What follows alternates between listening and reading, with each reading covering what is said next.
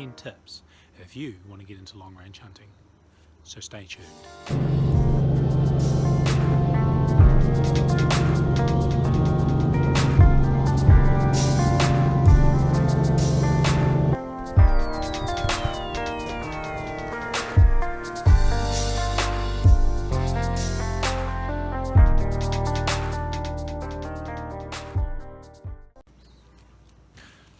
Right, so starting from number 1, my top 10 tip would be technique. Number 2, caliber selection. 3, gear selection. 4, your scope. 5, calling wind. 6, your shot process. 7, knowing when not to shoot. Number 8, practice shots. Number 9, overextended knowledge. And 10, manually record your shot data. So, to kick it off, I do have it written down too because I want it to actually be quite good. So, number 1, technique. This video assumes that you're already a hunter. This video assumes that you already have some sort of knowledge about shooting and rifles and things like that. If you don't, I wouldn't advise getting into long range hunting. Hunting's hard enough. There's a lot to deal with when you're in the situation, when you need to take a shot even within 200 yards. So I would say my number 1 thing is, if you're already a hunter and you want to stretch the limits a little further, pick up a rifle that you know someone can shoot it very well, like a bench rest rifle, or you know that you've had groups verified with that rifle, and see if you can shoot the same groups as your friend, or shoot a group with your rifle, and then get a friend that you know can shoot really well to shoot a group with your rifle, and see who shoots better. If you can't shoot, if you don't have the ability to shoot well, that means your technique is bung, and that's going to be something that you need to work on from the very start. All your hard work is at 100 yards. If you can't figure out how to do the right thing at 100 yards, you won't do it right at 2, 3, 4, 5, 600 yards. So that'd be my first biggest tip under technique, is make sure your technique is absolutely rock solid and bulletproof. That would mean you would not shoot your technique from a bench. You don't carry a bench when you're hunting. Your point of impact is completely different off a bench if you're lying down. You need to have a consistent way and system that you go through a shot process, which is something we'll talk about later on in these later tips. So your shot process needs to become second nature. So personally, I don't hold the front of the rifle. I had a friend shoot my rifle at 500 yards. He held the front of the stock, and I said to him, don't do that, because that's not how I shoot. He said, well, this is how I shoot. He could not hit a steel plate at 400 yards with my rifle. I told him to drop his hand off the front and swing it under how I do it, underneath my cheek, and he hit it every time. And we weren't talking a small gong either. So technique, consistent technique, is absolutely pinnacle.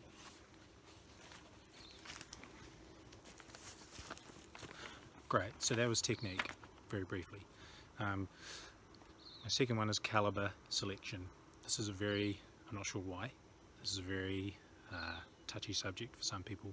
Some people have a romantic attachment to their personal caliber.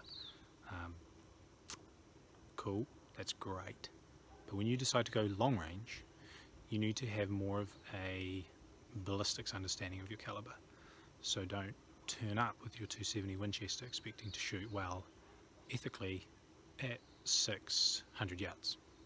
So what I've actually done, because caliber selection really is one of those things, my advice to people is shoot the largest caliber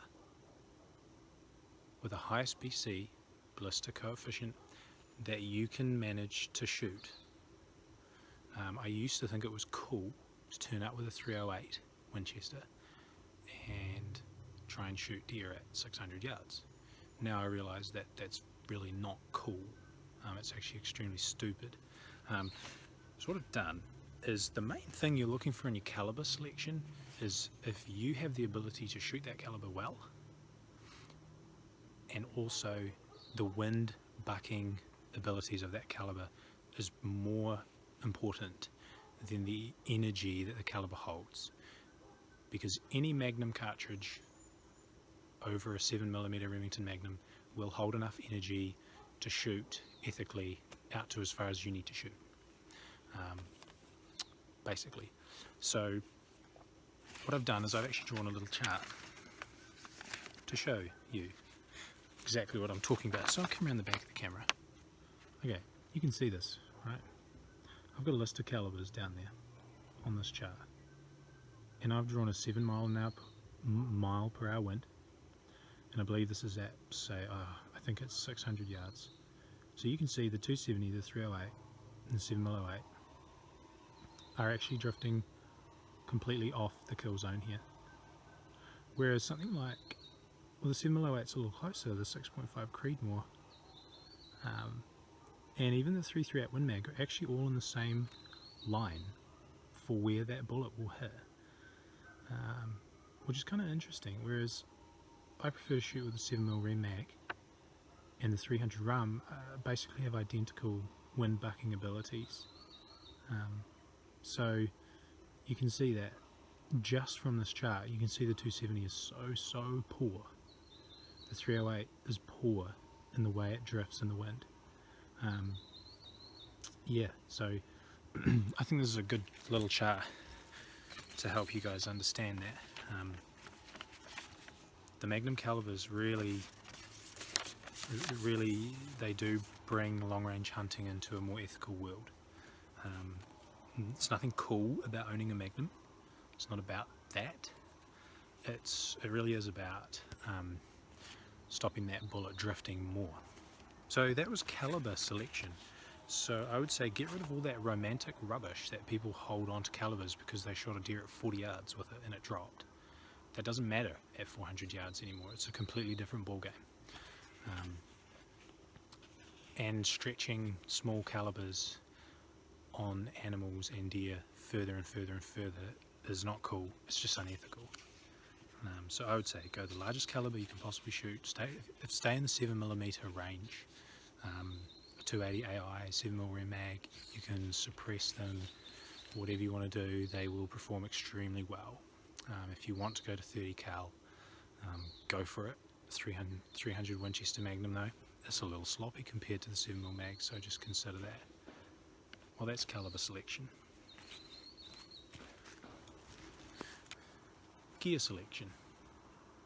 This is where a lot of people trip up, I feel, quite badly. I would say really there's kind of 3 things you need to start doing long range hunting. Number 1 is a rangefinder. Get a good rangefinder. You can pick up a second-hand Leica, something like that. That's going to do you fine. Number 2 is have a good set of drop charts or a phone app like Strelok or something like that. That's fine. You don't need to spend heaps and heaps of time figuring out all your ballistics, but just have a system that works for you. And this is the last one that I think is extremely important that people don't really often think about, is you want something that can be used to spot, whether you're by yourself or you are with someone. Some of the new phones coming out are great, but you know, if you're doing a real big backcountry hunt, you may not have the privilege of having a phone for that long. So set something up. If you've got another guy, set him up on a little tripod with his binoculars mounted on the tripod, so he's not going to go every time, you know, when you take a shot. Set something up properly so that you can see exactly what happens with that bullet on the other end. Even just a little handy cam, they're great. Set it up on a tripod. If you're by yourself, just zoom it right in, take a video, know where your bullet's gone. I can't stress this enough. I had a no, we'll go into shot process later when we go through shot process. This kind of interweaves with all these things to create a good long range platform for yourself. right scopes. I personally don't believe you need to spend lots of money on scopes, because the tracking ability of most scopes, whether they're made in Mars, China, Jupiter, it doesn't matter. So I would say if you're going to go for a cheaper scope, fine. Do a box test on it, do a tracking test on it, verify that it does track an MOA, and if it doesn't, basically calibrate it to suit what you're doing. If you want a video on anything else to explain these things, just drop a comment in the link or the comments box, and I can do a very, very detailed video on each one of these points, whatever. But I would say, personally, I would go for a dial-up covered turret MOA scope with MOA wind holds inside the scope, and you'll be fine. It's completely up to you how much you want to spend. So on to the next one. So that's number 3, the scope. Next one is calling wind. I think this is one that a lot of long range hunters don't put their videos on, because we all get it wrong from time to time. And so doing that in such a way that's extremely ethical is possible. I would say number 1 is get a wind meter. That's really helpful. It's lightweight. You know what the wind's kind of doing right where you are. So if you're hunting in plains, quite open ground, you can pretty much get the wind and the direction pretty quick. And that's great. If you're hunting where we are in New Zealand, where there's hills, mountains, it's a little different. A wind meter pretty much does you no good. So I would say learn the signs of wind. There are plenty of ways for you to understand and learn the signs of what the wind is doing, and just practice would be a big one. But I'd also say this: sometimes when you're hunting, you get to a point where you just don't know what the wind is doing. If you've got the direction, as long as you have the direction, I believe you can make an ethical shot, even if you don't quite know the speed. And this is where it comes down to the way that you decide to ethically take a shot. You can either decide not to shoot, or this is what I've always vouched for. You can see right here on this animal here, if you know the wind direction is coming this way, you know it clear, then I do believe you can take a shot.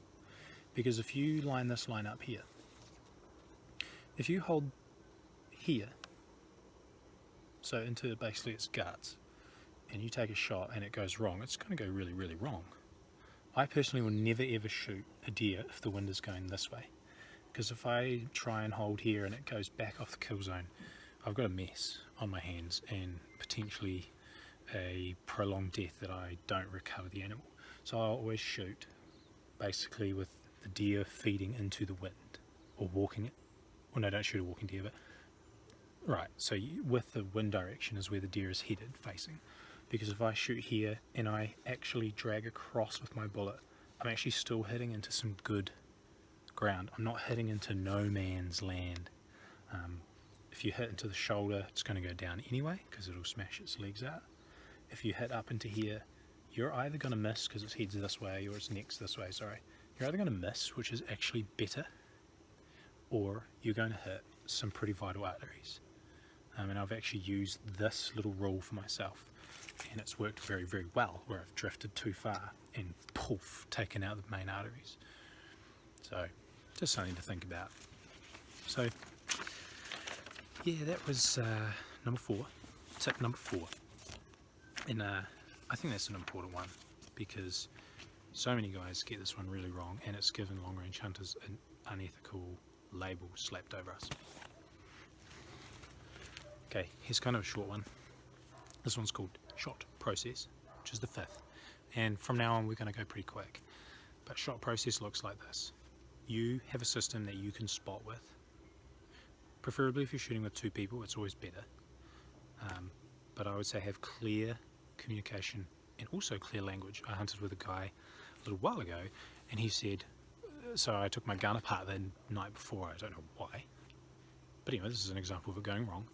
Put the gun back together, took a 585 yard shot, got him on the binoculars. I had my process set up properly. He had a hands-free rest, so he saw where the bullet hit, and he said it hit high. So I thought, like, how high? Maybe 5 inches high? So I came down, and we missed twice. Yeah, everybody misses. We missed twice, and I asked him, how high, by the way? He said, oh, like 2 meters. So I think having